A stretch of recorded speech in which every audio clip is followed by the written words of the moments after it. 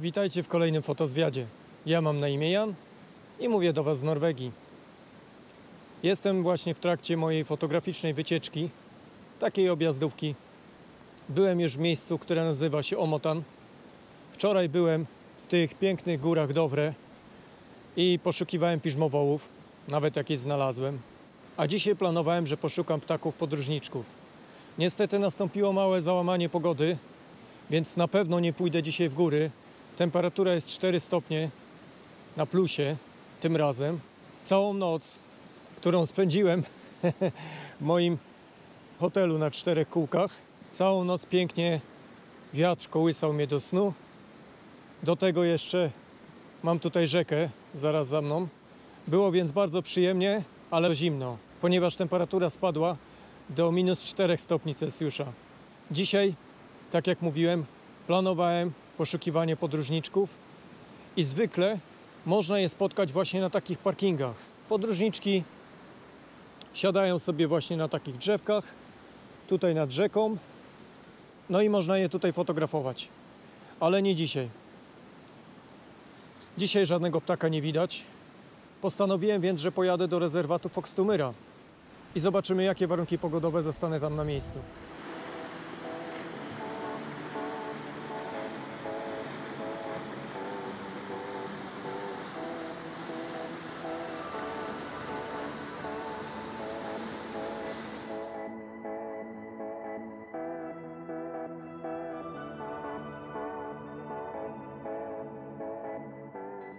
Jestem w połowie drogi do rezerwatu Foxtumyra.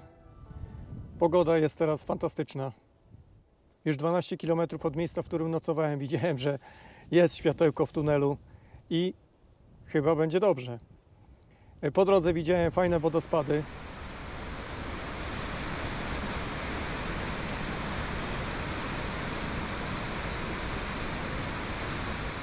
Znalazłem też jeszcze jedno miejsce, gdzie można wchodzić na piżmowoły. Trochę mostek niepewny, ale kiedyś tam na pewno spróbuję wchodzić, chociaż jest bardzo stromo. W tej chwili, jak widzicie, jest ostre światło, są godziny południowe. To sobie herbatę zrobię. Widzę, że tutaj jest idealne miejsce. Myślę o tej ławeczce, stoliku. Oprócz tego jest fantastyczny widok. Bardzo mi się tutaj podoba. Słychać jakieś paszkoty w krzakach.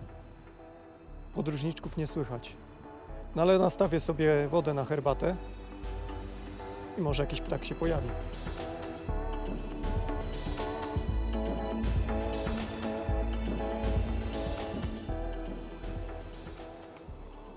Przy najbliższej okazji muszę zainwestować w jakiś inny zestaw do gotowania. Jakiegoś jetbola albo coś w tym guście, bo na tym zestawie gotowanie wody w tych warunkach pogodowych trwa wieki. No może nie wieki, bo minęło 15 minut i widzę, że woda zaczyna wrzeć. Dobra, można zalać kawę. Myślałem, że będzie jakieś ptaki widać. Miałem aparat nawet przygotowany w samochodzie, ale nic się nie pojawia. Zaleję tylko herbatkę. Chwilkę poczekam, aż ten zestaw ostygnie. W międzyczasie tą kawę sobie wypiję. Pogoda na razie się utrzymuje. Cieszy mnie to niezmiernie. Mam tylko nadzieję, że w tym rezerwacie da się po prostu wejść, bo ja nie wiem, czy tam jeszcze nie leży dużo śniegu. I to jest właśnie piękne. Nawet jeżeli nie fotografuję, to i tak bycie w terenie, oglądanie tych wspaniałych krajobrazów rekompensuje nawet to, kiedy żadnych zdjęć nie uda się zrobić. Czuję, że żyję. Żal będzie tylko do pracy wracać.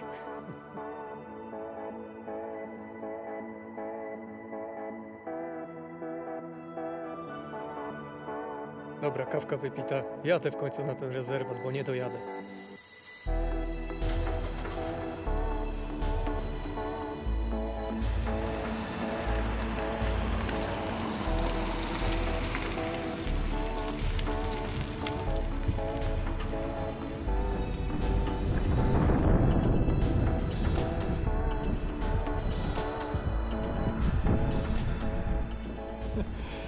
Chyba naprawdę nie dojadę. Nie, to nie jest droga, którą mam jechać. Zatrzymałem się tylko na chwilę, żeby pokazać Wam, że tu jeszcze jest normalnie pełnia zimy. To jezioro tutaj, Wolosjoen, jest całe zamarznięte. Nie wiem, czy mnie teraz słyszycie, bo wieje wiatr, nie zakładałem mikrofonu, wyskoczyłem tylko na chwilę i nagrywam mikrofonem z GoPro. Pełnia zimy, jestem ciekaw, czy podróżniczki już będą, czy ich jeszcze nie będzie. Wszystko jest opóźnione w tym roku. Myślę, że w czasie, kiedy to jezioro nie jest zamarznięte, to może tutaj być całkiem ciekawie. Ale nie dzisiaj. Dobra, muszę jakoś na wstecznym wyjechać z tej drogi, bo przez ten śnieg to na pewno nie przejadę. Myślę, że jeszcze leży z dobre 40 cm.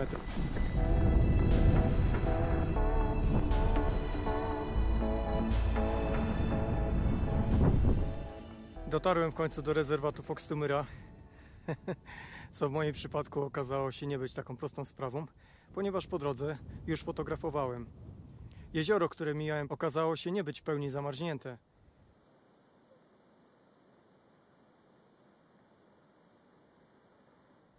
I udało mi się tam sfotografować dokumentacyjnie nury, czarnoszyje i czernice.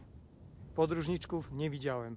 Za to po drodze do rezerwatu, już tutaj na łąkach, sfotografowałem siewki złote.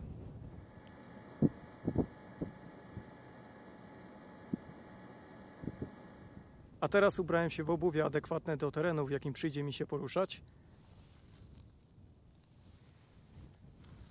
Aparat też już przygotowany i ruszamy. Temperatura nie jest zachęcająca. +1. Po drodze mijałem tablicę informacyjną, gdzie widniało, że wiatr to około 8 metrów na sekundę. W tej chwili ucichło. Super. Wiem, że są przede mną dwie osoby, co nie jest rzeczą zaskakującą, ponieważ w tej chwili w Norwegii jest długi weekend, jest 17 maja, to jest święto norweskie, święto konstytucji. Myślałem, że tych ludzi nawet będzie więcej. Przed chwilą był jeden samochód z jakimiś Azjatami, ale jak wyszli, poczuli jakieś zimno, to się zwinęli. Tu jest pierwsze miejsce, w którym myślałem, że będą podróżniczki, ale w tej chwili widzę, że też leży tutaj jeszcze, no chyba z metr śniegu. Zobaczymy, jak będzie dalej pod mostem, którym planuję przejść. Jeżeli nie uda się przejść pod mostem, to będę musiał iść górą, uważając oczywiście na kolej. Żurawie. Ale gdzie, to wam nie powiem. Ale było słychać przed chwilą. Lecą gdzieś. A właśnie, a propos żurawi. Po drodze fotografowałem też żurawie, ale niestety też dokumentacyjnie, bo jakiś facet przyszedł tam wyprowadzać psy i spłoszył ptaki. Cieszy mnie, że jest tak zimno. Nie dlatego, że ja zmarznę, bo ja nie zmarznę, jestem ubrany, ale właśnie dlatego, że ta pogoda wypłoszy trochę ludzi. No, słyszę gdzieś te żurki, ale daleko. Zdecydowałem się, że będę dźwigał aparat na grzbiecie. Czy to dobry był wybór, to się okaże. No, widzę, że śniegu jest grubo. Tutaj jest ścieżka i ona ginie w śniegu. Jest twardo, zmarznięte, więc nie wpadnę, bo tu trzeba uważać. Jeżeli trafię na miękki śnieg, to mogę wpaść w dziurę obok tych ścieżek drewnianych. Wtedy się utopię w śniegu, ale widzę, że jest fajnie twardo. A to a propos wspomnianej kolei.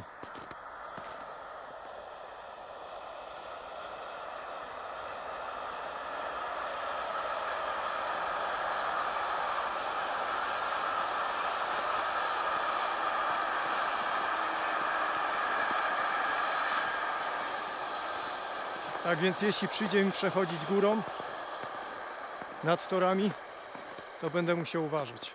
Jest ten żuraw. Krąży nade mną.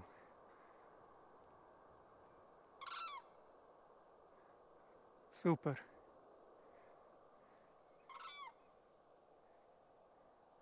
Ciekawe, czy wyląduje tu na polu.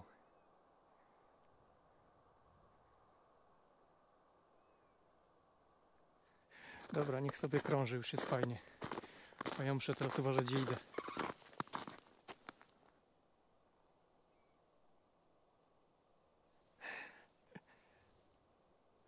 Super. Opłacało się nie przestraszyć pogody i przyjechać. Normalnie tutaj to trzeba pokonać chyba ze 2 albo 3 stopnie, żeby przejść nad ogrodzeniem. W tej chwili nie muszę nawet tego robić, ponieważ, no tak jak mówiłem, jest chyba zbyt śniegu i ja sobie mogę przejść tak nad ogrodzeniem. Nieźle. Zima trzyma. Nie wiem, czy nie wyjmę okularów słonecznych, bo nie chcę się tak marszczyć jak pies Sharpei. Chyba będę musiał to zrobić. No i od razu lepiej. Tu widzę już trochę mniej śniegu. I tradycyjnie bagienko. Tym razem trochę przymarznięte. Jestem prawie pewny, że pod mostem przejść się nie da. W tym roku jest naprawdę wyjątkowo dużo śniegu. W górach dobre też. Miałem potężne problemy, musiałem się wycofać. No nie szło iść. Dotarłem do mostu. Nie ma szans, żebym ja się tutaj przecisnął ze sprzętem. Chyba, żebym się czołgał. Muszę iść górą. Pociąg przed chwilą jechał, więc nie sądzę, żeby coś teraz nagle nadjechało. Nie, ja się tu czołgał nie będę. Ile tutaj jest miejsca? Chyba niecały metr. Idę górą.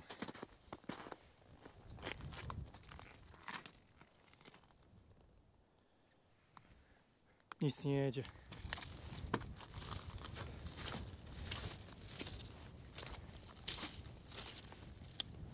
Sądząc po śladach, nie byłem jedynym, który tutaj przechodził.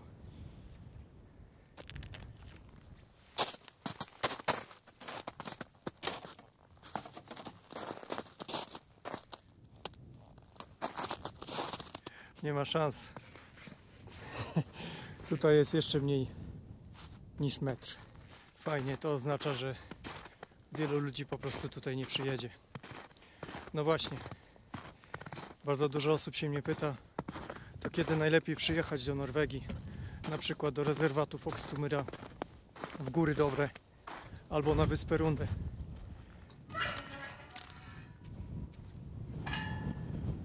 I zawsze mam problem, żeby udzielić jakiejś sensownej odpowiedzi, ponieważ jak widzicie, na przykład teraz 17 maja, tu jest pełno śniegu. W Górach Dovre było to samo, na Piżmowołach. Nie szło chodzić. Tak jest w tym roku. W zeszłym roku, owszem, śnieg był, ale nie było tak tragicznie. Parę lat wcześniej, na przykład na wyspie Rundę, super, gorąco. A na przykład teraz jest nieciekawie. No i ciężko jest mi określić wtedy, kiedy najlepiej przyjechać. A jak nie ma śniegu, no to co? To może lać deszcz i może być zimno. Owszem, ja mogę określić mniej więcej, kiedy fajnie, bo na przykład są ptaki albo piżmowoły w Górach Dovre. Ale pogody to ja wam nie zagwarantuję. Dobra, będę się teraz już rozglądał. Lornetka oczywiście zabrana. Spróbuję dojść do miejsca, gdzie spodziewam się, że mogą być bataliony. I wtedy się odezwę.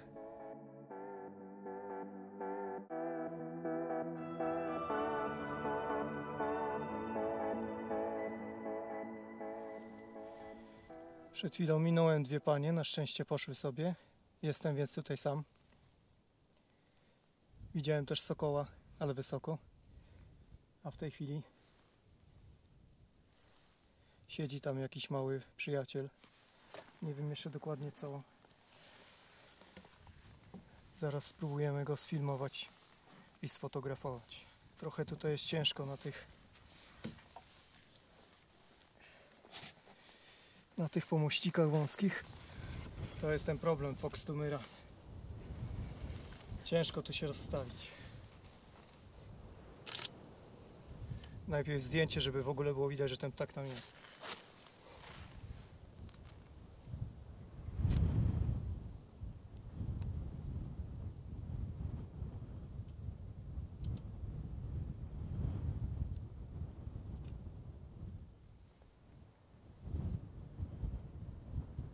Wygląda mi na łęczaka.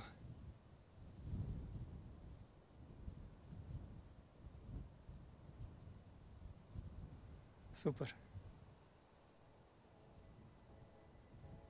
I to jest fajne, nie muszę się jakoś kamuflować. Nie muszę siedzieć za bardzo cicho. Ptaki się nie boją.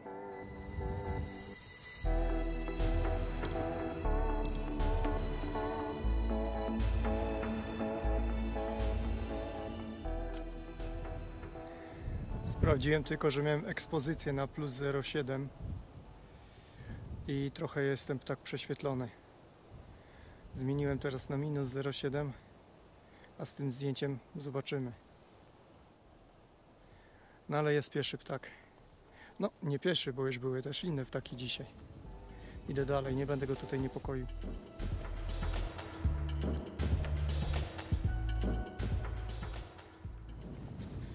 Dobra, łęczak sfotografowany.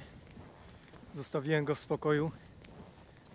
Rozłożyłem też trochę bardziej statyw, bo potrzebuję jednak większy zakres nóg. No i też mam lepszy balans i wygodniej mi to nieść wszystko na ramieniu. Te dwie panie, które mijałem, powiedziały, że kręcił się tutaj lis. Pewnie już się nie kręci, skoro one go widziały. No, ale może jeszcze ja go zobaczę. Na razie i tak zdjęcia typowo dokumentacyjne, bo jest bardzo ostre światło. Co chwilę słychać sokoła wędrownego.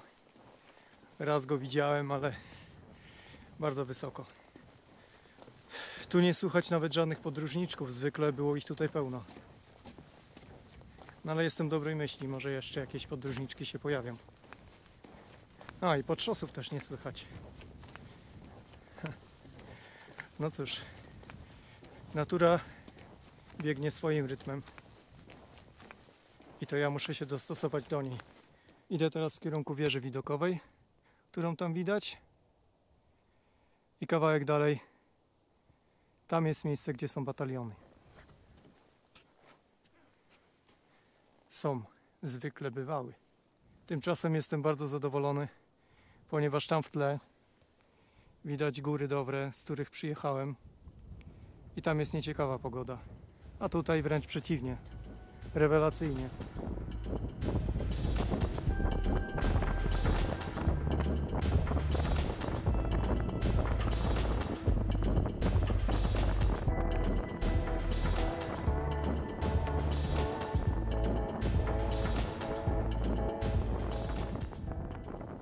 Dotarłem do wieży obserwacyjnej, którą już kiedyś Wam pokazywałem w mojej relacji z rezerwatu Foxtumyra.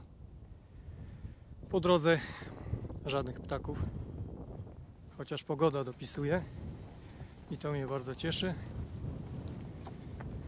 Moja wyprawa fotograficzna może trwać.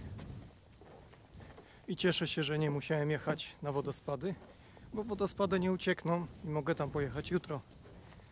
A dzisiaj fajnie jest odwiedzić to miejsce, zwłaszcza, że nie ma ludzi. Tutaj jest trochę gorsza ścieżka.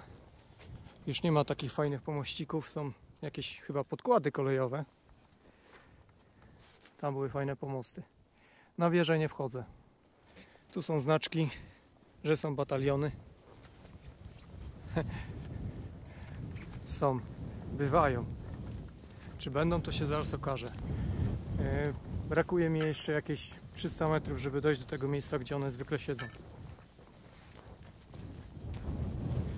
Jak na razie niestety podróżniczka ani widu, ani słychu. Jedynym podróżniczkiem jestem tutaj ja. Ale przynajmniej krajobraz jest fantastyczny. Szkoda, że tutaj jest zakaz poruszania się. A z drugiej strony może i dobrze, bo z pewnością by mnie korciło i wlazłbym tutaj w te bagna i być może bym nie wyszedł.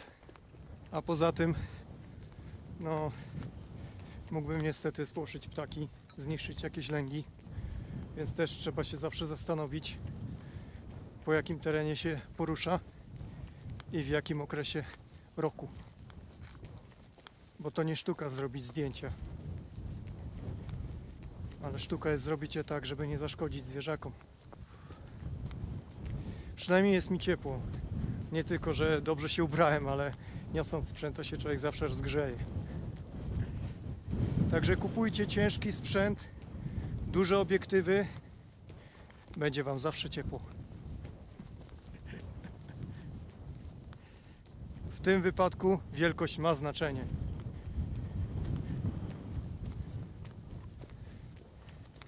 Piękne przestrzenie. Kolega Robert był tutaj niedawno i mówił, że rano łosie były jakieś listki, no ale teraz to nie jest zbyt rano, bo jest samo południe prawie, że chociaż jakie południe, jest 14. Także nie spodziewam się tutaj łosi o godzinie 14. Na razie jest jeden łoś, ja, łoś, podróżniczek, wszystko w jednym.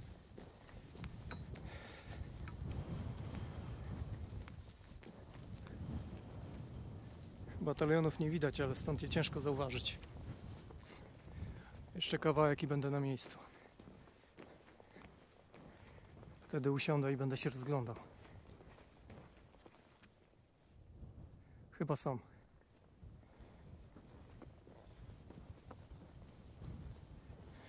Nie wiem, czy to bataliony, ale stado jakichś ptaków. Muszę je sfilmować.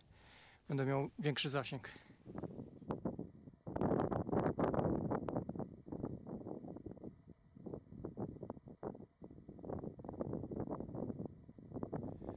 To jednak nie bataliony. Kaczki. Chyba cyranki. Kotłują się tam daleko. No nic, idę dalej. I gdzieś słychać tego drapieżnika.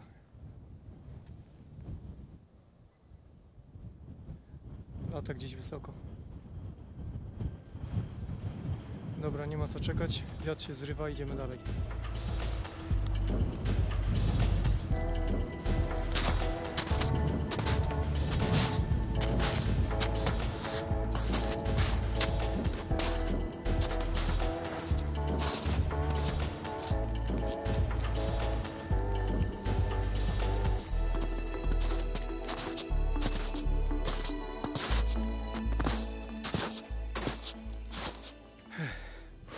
No, okazuje się, że to pójście dalej wcale nie jest takie proste.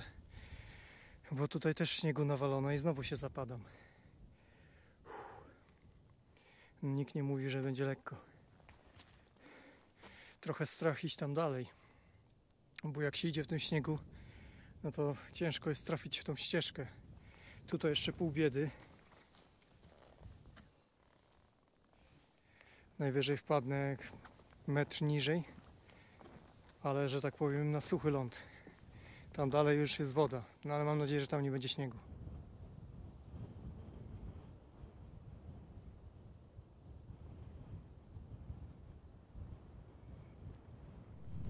Uszedłem kawałek, ale jest ciężko.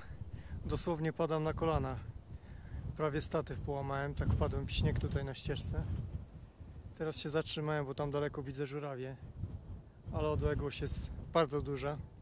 Założyłem telekonwerter i po prostu filmuję je, żeby je wam pokazać.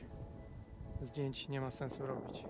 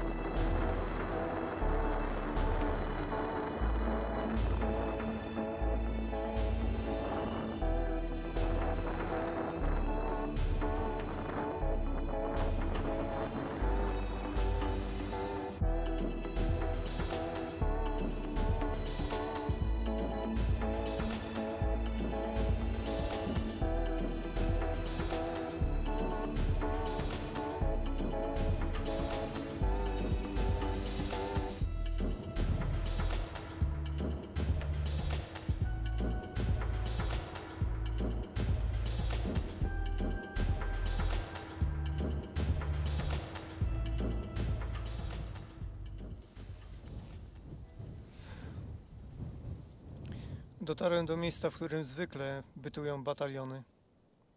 Nie widać żadnego ptaka. Przejrzałem wszystkie okoliczne wysepki, na których zwykle te ptaki siadają. I nic. W oddali widać tylko jakieś dwa ptaki. Są tak daleko, że nawet nie jestem w stanie stwierdzić, jaki to gatunek. Widać, że zima dała się tutaj ptakom we znaki i niektóre gatunki po prostu jeszcze się nie pojawiły. Posiedzę tutaj chwilę, potem pójdę dalej. Posiedziałem chwilę, wypiłem herbatkę Wylądował za mną, no daleko za mną, łabędź krzykliwy. Spróbowałem go sfilmować. Zdjęcie zrobiłem, ale nie sądzę, żeby coś z tego wyszło. Założyłem dodatkowo filtr polaryzacyjny do mojego teleobiektywu, no żeby troszeczkę to światło osłabić. A teraz jestem kawałek dalej niż siedziałem wcześniej. I tutaj przed chwilą na tym jeziorku obserwowałem cyranki. Oczywiście ptaki już odpłynęły. Widać też jeszcze ile śniegu tutaj leży. Część tego zbiornika nadal jest zamarznięta. Za chwilę pójdę kawałek dalej, bo tam jest jeszcze jeden zbiornik wodny. Mam nadzieję, że nie jest zamarznięty i liczę na to, że może tam też będą jakieś ciekawe gatunki. No dzisiaj wszystko z daleka, trzeba by było się tutaj bardziej przyczaić, tylko no nie za bardzo jest gdzie. To miejsce jest bardzo fajne pod względem ornitologicznym, fotograficznie jest trudne. Nie ma się tutaj gdzie ukryć i nie można też po prostu sobie chodzić, gdzie się człowiekowi podoba. Dlatego ja nawet się nie maskuję, bo to bez sensu jest. Te ptaki i tak mnie widzą na tej ścieżce. Pomimo wiatru i temperatury no trochę nieciekawej, coś się dzieje. Idziemy dalej.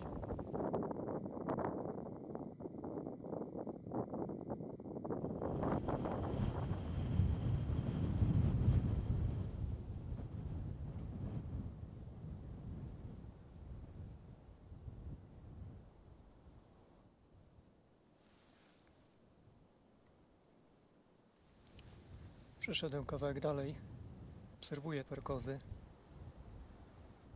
Cyranki oczywiście uciekły, ale wystarczy mi, że są perkozy. Piękne ptaki, tylko wiatr mi trochę robotę utrudnia. To światło może i jest ostre, ale fajnie wydobywa barwy piór tych ptaków. Super, dawno nie widziałem tego gatunku. Szczerze mówiąc, mam chyba tylko jedno zdjęcie z lofotów.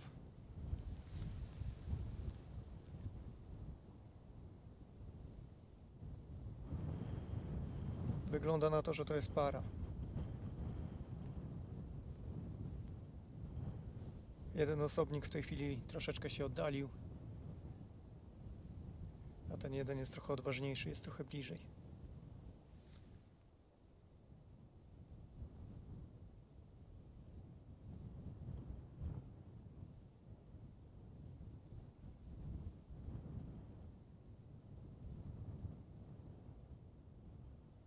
Ciężko je trochę namierzać, bo cały czas się przemieszczają i nurkują oczywiście.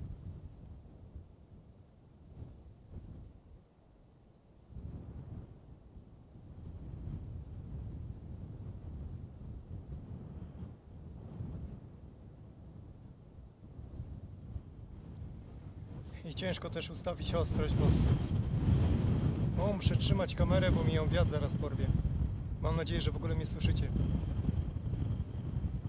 Jak mówiłem, ciężko jest ptaki śledzić, ale ciężko też jest ustawić ostrość do filmowania, no bo niestety bardzo słabo widać w live view. Słońce świeci mi z tyłu, prosto ten mały ekranik. Przejdę się zaraz jeszcze kawałek dalej, tak jak planowałem, za tą małą górkę. Ale chwilę jeszcze posiedzę z perkozami. W końcu jakieś ptaki trochę bliżej.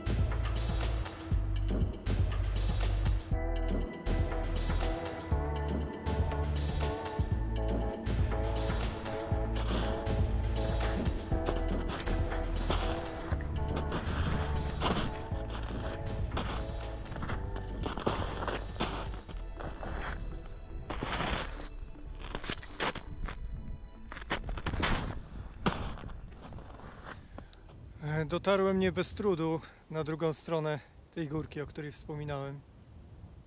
Okazuje się, że mój trud był daremny, ponieważ tutaj jest jeszcze lód i cała tafla wody jest po prostu zamarznięta. Nie ma więc szans, żeby tu były jakieś ptaki, przynajmniej nie ptaki wodne. Czeka mnie droga z powrotem. Idę posiedzieć tam jeszcze, gdzie były perkowski, ponieważ przelatywał tam błotniak. Chciałem zrobić mu zdjęcia, znaczy zrobiłem, ale zrobiłem to na tyle nieumiejętnie, że zdjęcia są nieostre. Nie trafiłem tego ptaka, nie zdążyłem, za szybko się pojawił, zaskoczył mnie. Tak się będę tłumaczył. Posiedzę tam jeszcze chwilę. Tam jest dobre miejsce, bo jak będę siedział przodem do perkozów, to będę miał wiatr w plecy i nadlatujący błotniak będzie leciał prosto na mnie. Mam nadzieję, że ta sytuacja się jeszcze powtórzy, bo właśnie tak było przed chwilą. On leciał prosto na mnie. Poczekam tam. Jak uda mi się tego błotniaka sfotografować, to super. Jak nie, no to po prostu za godzinę, dwie będę wracał.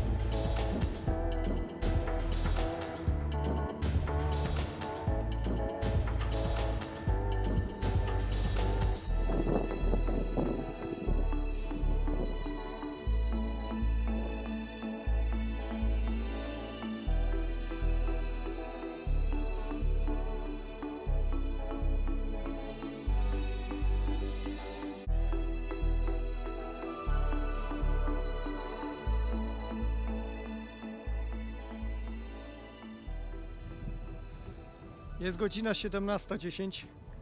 Posiedziałem dość długi czas z perkozami. Było fantastycznie. Ptaki w pewnym momencie dość dobrze mnie tolerowały i zbliżały się do mnie. Oczywiście nie tak blisko, jakbym chciał, no ale zważywszy na to, że byłem dobrze widoczny, to i tak było fajnie. W tej chwili perkowski się oddaliły. Już ich nie widać. Błotniak się nie pojawił. Za to zerwał się dość silny wiatr. Powoli przemieszczam się już w kierunku parkingu. Nadal mam założony telekonwerter. Może ten błotniak jeszcze się pojawi. Słuchajcie, chyba mam tego błotniaka. Nie jestem tylko pewny, czy zdjęcia są ostre. Mam cały czas podłączony telekonwerter. Błotniak sobie tutaj latał nad tą łąką.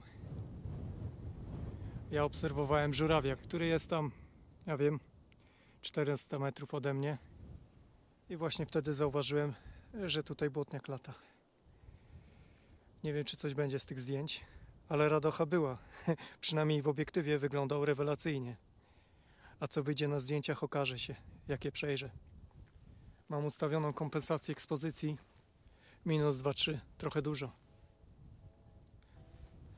Zmniejszyłem teraz na 1,7. Jest ogólnie bardzo ostre światło, ale 2,3 to trochę chyba przesadziłem. Nie wiem, być może błotniak jest. Jeszcze chwilę tutaj postoję, poczekam. Może on jeszcze będzie tutaj latał. Cały czas mam wiatr w plecy, więc ten błotniak musi lecieć w moją stronę. Kwestia tylko tego, żeby latał. Tymczasem popatrzę sobie na żurawia, bo to ten żuraw przyniósł mi szczęście.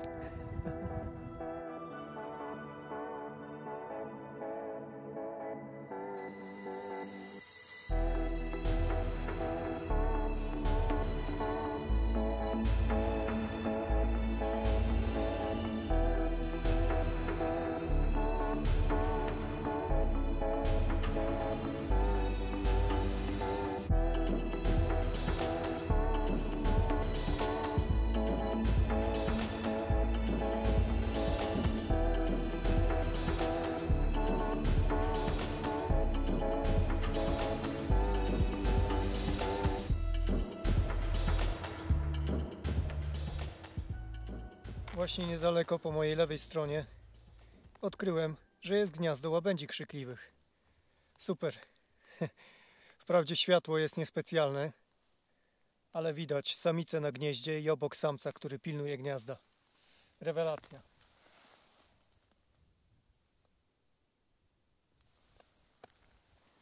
Tymczasem mój szczęśliwy żuraw odleciał. Błotniaka na razie też nie widać. Będę czekał, może jeszcze się pojawi. Jak widać, dużo ptaków się tutaj kręci, dużo ptaków się tutaj gnieździ. Świetne miejsce.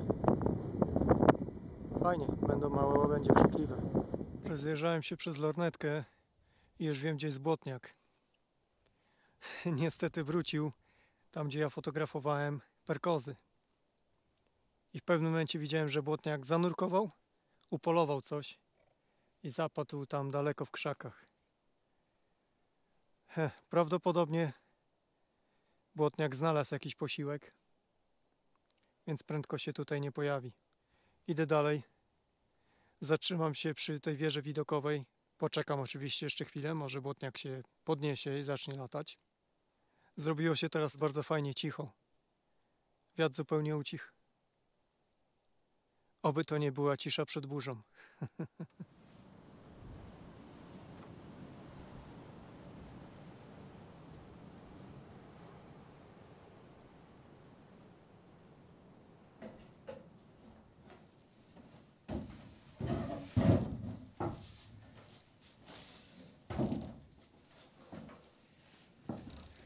Postanowiłem, że wejdę sobie na tą wieżę obserwacyjną. Spokojnie będę mógł tutaj sobie spakować sprzęt, odłączyć telekonwerter, bo aparatu jeszcze nie chowam. Popatrzę sobie na piękny widok. Zjem coś, wypiję herbatę, którą sobie przygotowałem. Poobserwuję, czy ten błotniak jeszcze się pojawi. Popatrzę sobie na piękne zdjęcia. O. I takiego właśnie delikwenta widziałem. Czyli samiec, jak mniemam. Podróżniczka mogę sobie tylko obejrzeć na tym zdjęciu. Tak samo bataliony. No, żurawia to widziałem. Sowy błotnej niestety nie. Ale i tak nie mogę narzekać. Było super. Czas coś zjeść. Żeby nie było, że tylko czekoladę jem i batoniki. Zdrowe, owsiane. Herbatka. No czekoladę dokończę, nie? Czy nie zostawię tak na poczętej. Batonik się trochę zdeformował, ale da się zjeść. No dobra, to chyba tyle na dziś. Całkiem fajnie spędziłem tutaj czas. Mam nadzieję, że wy ze mną również. Teraz, tak jak mówiłem, zjem sobie małe co nieco, a potem idę na parking. Na dzisiaj to wszystko. Do zobaczenia w kolejnym odcinku Fotozwiadu. Cześć!